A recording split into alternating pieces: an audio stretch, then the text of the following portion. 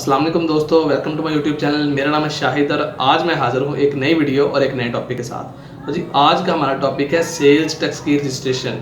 Sale tax की registration किस तरह से होती है, इसका क्या प्रोसेस है, इसके लिए कौन से डॉक्यूमेंट्स रिक्वायर्ड हैं, कितनी फ़ीस है, ये सारा कुछ मैं आपको आज इस वीडियो में बताऊँगा। इससे पहले अगर आपके जहन में ये सवाल है कि सेल्स टैक्स की रजिस्ट्रेशन आया कि किन लोगों के लिए ज़रूरी है और किन लोगों के लिए ज़रूरी नहीं है, तो उसके ऊपर मैं ऑलरेडी एक वीडियो बना चुका हूँ। जो लोग ऑलरेडी मेरे चैनल पर मौजूद हैं उन लोगों ने वो वीडियो देखी होगी।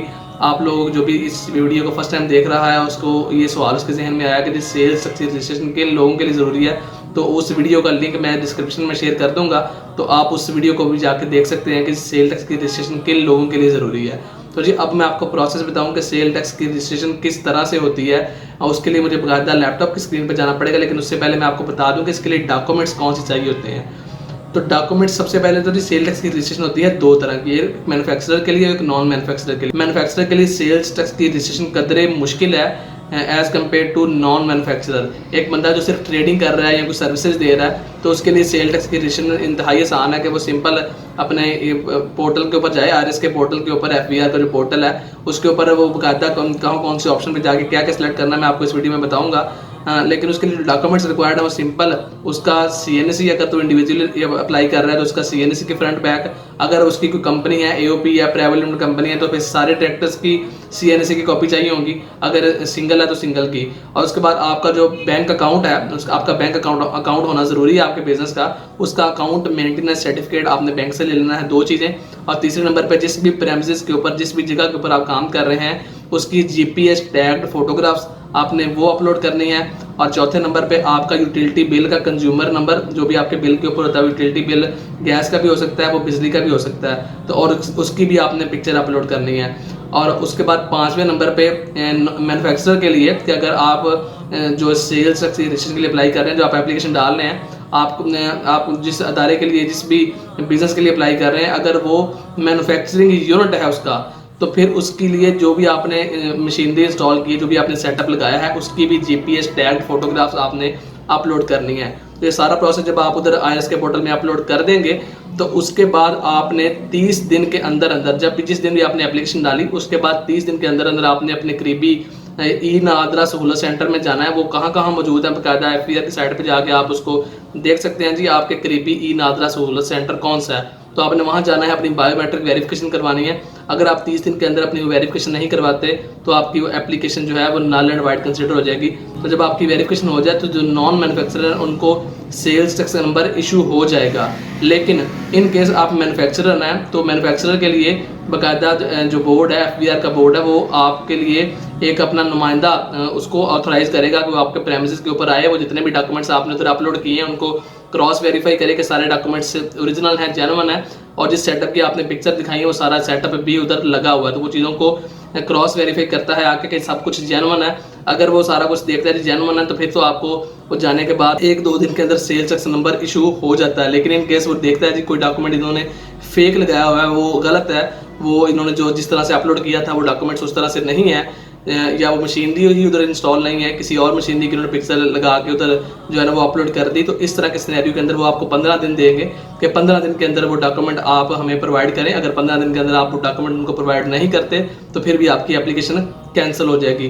तो यही सारा प्रोसेस, और इसके ऊपर आपका एक बहुत बड़ा आपके जहन में एक चीज़ चल रही होगी कि इसकी आखिर फीस कितनी है। तो जी सेल्स टैक्स रजिस्ट्रेशन की फीस 0 है, इसकी कोई फीस नहीं है। आप जितने भी पैसे देते हैं वो सर्विस प्रोवाइडर को देते हैं, वो जो आपको सर्विसेज देता है कि सारा प्रोसेस उसने करना है। वो 5,000 से लेकर लोग 6, 7, 8, 10, 15, 20, 30 हज़ार तक भी लोग पैसे इसके लेते हैं। तो वो जो भी पैसे आप देते हैं वो जो है ना वो आपसे सर्विस चार्ज लिए जाते हैं, वो आपकी मतलब सेल टैक्स की रजिस्ट्रेशन की फीस नहीं होती। तो अगर ये काम आप खुद कर सकते हैं तो खुद भी करें और अपने करीबी लोगों को भी बताएं जो भी इस काम को करना चाहते हैं। अगर आप कंप्यूटर को थोड़ा बहुत समझते हैं और थोड़ी सी पेन ले सकते हैं तो फिर भी मैं आपको यही मशवरा दूंगा कि ये काम आप खुद करें। अब वो काम कैसे होता है आईआरएस के पोर्टल के ऊपर जाके, तो इसके लिए मुझे लैपटॉप की स्क्रीन पर जाना पड़ेगा। तो चलते हैं लैपटॉप की स्क्रीन के ऊपर और वहाँ मिलते हैं जी। तो हम आ गए लैपटॉप की स्क्रीन में और यहाँ आके आपने लिखना है जी irs.fbr.gov.pk।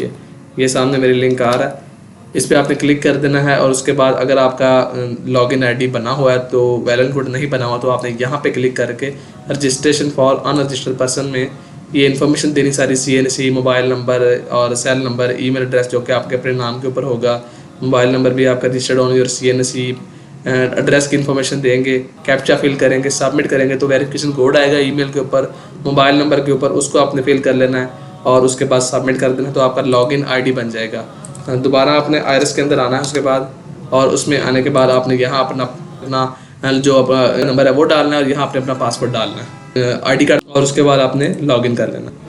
जी, लॉगिन करने के बाद कुछ इस तरह का इंटरफेस आपके सामने खुलेगा। यहाँ आपने क्लिक करना है एक्सट्रीम लेफ्ट पे रजिस्ट्रेशन के नाम पे, और यहाँ जनाब वो आपको कह रहा है ये 14(1) form of registration filed voluntarily through simplified sales tax, ठीक है। और यहाँ दूसरा वो 14(6) के अंदर कह रहा है कि अगर आपने मैन्युफैक्चरर बनना है तो फिर उसके लिए ये है ये मतलब आपने पहले आप नॉन मैन्युफैक्चरर थे और अब आप उसको शिफ्ट करने जा रहे हैं मैन्युफैक्चरिंग के अंदर, अपनी रजिस्ट्रेशन को कन्वर्ट करना चाह रहे हैं, शिफ्ट करने जा रहे हैं, तो उसके लिए ये ऑप्शन है। लेकिन अगर आप पहली इनिशियल जो है ना वो अप्लाई करेंगे as a sale tax registration, चाहे आप मैन्युफैक्चरर हैं नॉन मैन्युफैक्चरर हैं, तो उसके लिए यही ऑप्शन है। अगर शिफ्ट करना है तो शिफ्ट करने के लिए ये ऑप्शन है, तो हम इसके ऊपर ही क्लिक करेंगे जी। तो उसके बाद कुछ इस तरह का इंटरफेस आपके सामने खुल गया है और उसके अंदर आपने जी बताना है जी मैं नॉन मैन्युफैक्चरर हूँ या मैन्युफैक्चरर है, तो उस तरह की जो है ना वो आपने उस पर क्लिक कर लेना। अगर नॉन मैन्युफैक्चरर है तो उसके ऊपर क्लिक कर लेना। दोनों की रिक्वायरमेंट्स मैं आपको बता चुका हूँ, डिफरेंट है। और फिर आपने आ जाना है जी बैंक अकाउंट के अंदर। आपने यहाँ प्लस पे क्लिक करना है और यहाँ वो कहता है जी मुझे मुकम्मल इन्फॉर्मेशन दे अपने बैंक अकाउंट की। तो मैं कहता हूँ जी हमारा अकाउंट है, एनओटी बॉन्ड सर्टिफिकेट वगैरह मुकम्मल देखिए काफ़ी सारी जो है ना वो लिस्ट दे रहा है आपको। मैं कहता हूँ जी मेरा अकाउंट है, और अकाउंट में पूछेगा जी किस तरह का अकाउंट है, नेशनल सेविंग है, पेंशन है, करंट है, 7 तरह की ऑप्शन मौजूद है। तो मैं कहता हूँ जी करंट अकाउंट है मेरा। तो इंस्टीट्यूशन वो कहेगा जी कौन सा आपका बैंक है, तो मैं कहता हूँ जी मेरा जो है ना वो है अलाइड बैंक। अलाइड बैंक यहाँ आपने लिखने के बाद यहाँ से सर्च पे क्लिक करना है और उसके बाद जी ये आपको पूरे मुल्क के अंदर जहाँ जहाँ भी अलाइड बैंक है सब जो है ना वो उसने खोल के दे दिया कि अपनी स्पेसिफिक ब्रांच सिलेक्ट करें। तो आपने ज़रा सा 5 मिनट लगाने के बाद अपनी स्पेसिफिक जो ब्रांच है उसको जो है ना सिलेक्ट करना है और क्लिक कर लेना। तो मैं कोई भी अभी सिलेक्ट कर लेता हूँ, ये पिंडी की एक आ रही है टाइम बचाने के लिए। यहाँ वो कहता है कि अपना IBFT नंबर दें और यहाँ अपना IBN नंबर दें। IBFT नंबर होता है जो कि सिंपल अकाउंट नंबर होता है बगैर जो है ना अल्फ़ाबेट्स के। तो यहाँ मैं कोई भी फिगर डाल लेता हूँ फ़िलहाल शॉर्टकट में। और ये जो आपका IBN नंबर होता है ये आई थिंक 24 डिजिट्स का होता है, इसके अंदर अल्फ़ाबेट्स भी होते हैं। तो ये बकायदा उसका फॉर्मेट भी बता रहा है आपको कि इस तरह से होना चाहिए। तो आपने बकायदा PK से स्टार्ट होता है, तो इसके अंदर भी आपने अपनी जो है ना वो इन्फॉर्मेशन पुट कर देनी है सारी।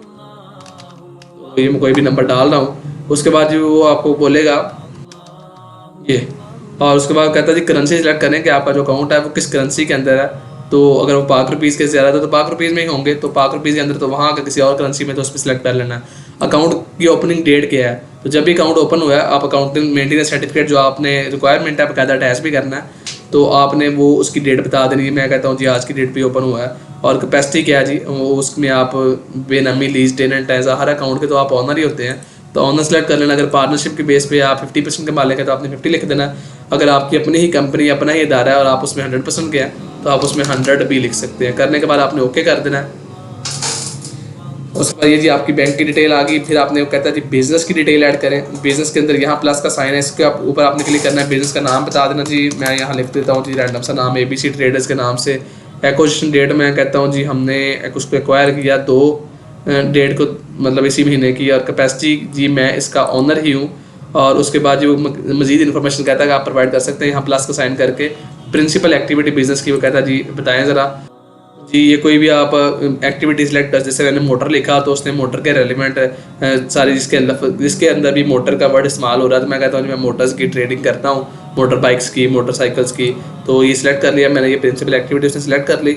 और सब क्लास वगैरह के ऑप्शन मुझे नहीं दे रहा। अब वो कहता है जी स्टार्ट डेट, तो मैं वही डेट जो मैंने पहले सेलेक्ट की है 2 डेट का मैंने स्टार्ट किया है। अगर सेल टैक्स के अंदर आप रजिस्टर्ड ऑलरेडी है तो आपने बता देना है, अभी तो आप रजिस्टर्ड नहीं है तो आपने इसके ऊपर क्लिक नहीं करना।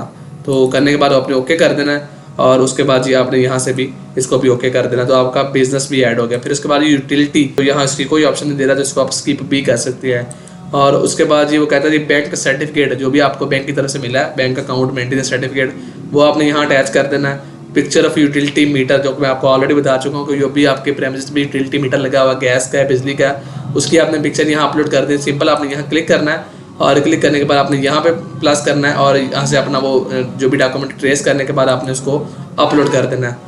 तो मैं इसको क्लोज करता हूँ जी। फिर पिक्चर ऑफ बिजनेस प्रेमिसेस, जिस भी बिजनेस प्रेमिसेस पे आप काम कर रहे हैं उसकी आपने पिक्चर्स भी यहाँ करने के बाद कोई भी 2, 4, 5, 6 पिक्चर, जितनी पिक्चर आपने ली हुई हैं उनकी आपने एक फ़ाइल बनानी है और उस फाइल को चाहे PDF में कन्वर्ट कर लें, जो भी फॉर्मेट यहाँ रिक्वायर्ड है, ज़्यादातर तो PDF ही रिक्वायर्ड होता है, तो उसके अंदर आपको सारी फाइलें इकट्ठी करके तो उनको आप अपलोड कर सकते हैं। फिर जी picture of machineries manufacturer only, अगर आप, मैंने बता चुका हूँ कि अगर आप मैन्युफैक्चरर हैं तो उसके लिए मशीनरी की पिक्चर भी अपलोड करनी पड़ेगी।